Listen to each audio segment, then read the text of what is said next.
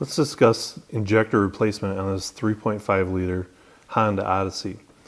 Now we've already gone ahead and removed the upper intake manifold here. And so it's a couple bolts, couple nuts taking out these studs, a couple vacuum lines, and a couple coolant lines, and you can set this out of the way to access the fuel rail here. Now we can disconnect the injectors electronically by pinching the connector and sliding them out of the way. So we're going to want to do that for all 6 injectors.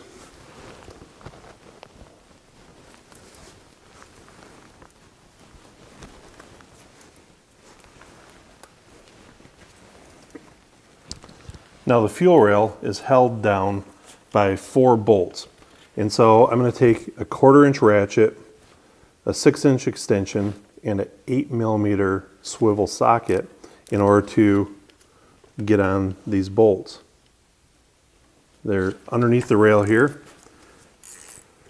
and come out pretty easily.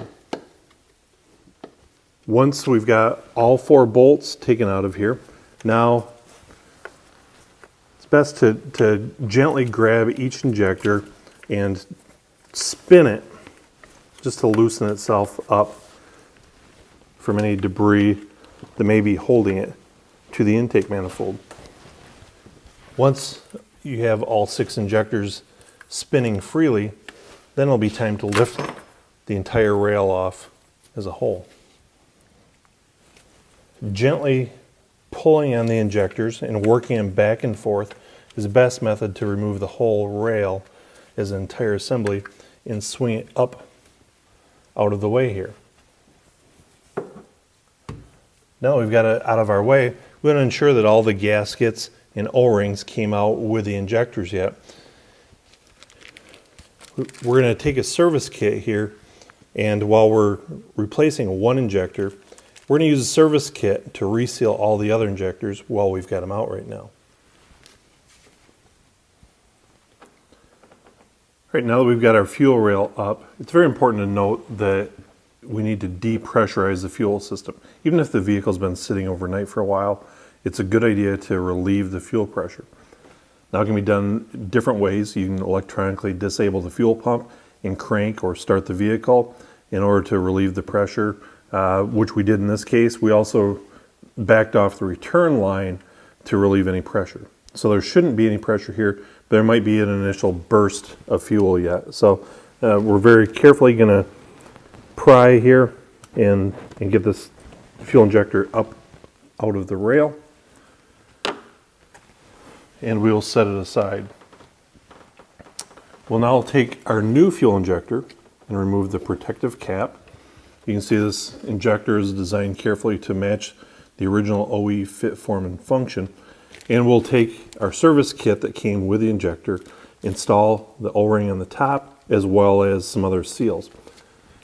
It's a good time to note though, if we've got one faulty injector on a high mileage vehicle such as this one here, you'll notice a lot of the contamination and other issues building up on these additional injectors.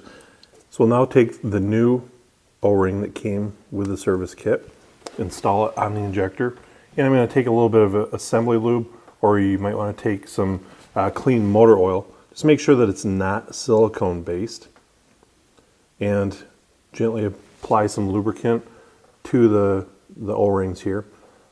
It's going to make the installation process much easier. So we can now go ahead and gently install it into the rail. We're going to be careful not to cut that O-ring or we'll have a leak later on.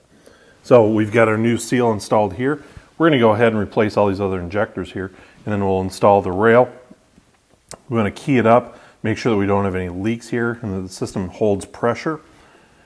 Once that's passed the test, we now go ahead and reinstall the intake manifold and clear the trouble codes if any had been set, and start the vehicle, and we should be ready to go.